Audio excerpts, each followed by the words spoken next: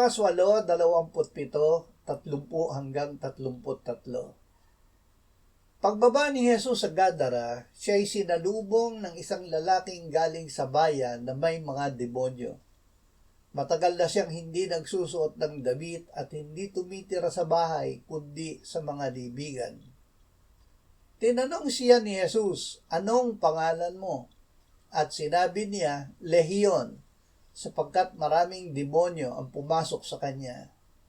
Sila ay nakiusap sa kanya na huwag silang utusang bumalik sa di matarok na kalaliman.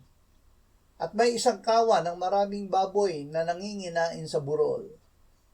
Nakiusap sila sa kanya na hayaan silang pumasok sa mga ito, at sila'y pinayagan niya.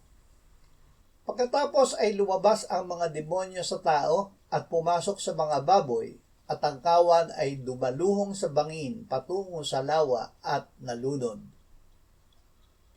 Kahit pinadahanan ng maraming demonyo.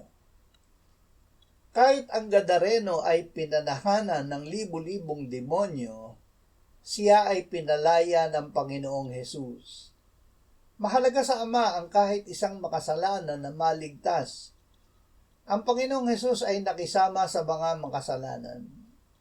Sinabi niya, "Sino sa inyo na mayroong 100 tupa at mawala ng isa sa mga iyon, ay hindi iiwan ng 99 sa ilang at hahanapin ang nawawala hanggang sa ito'y kanyang matagpuan?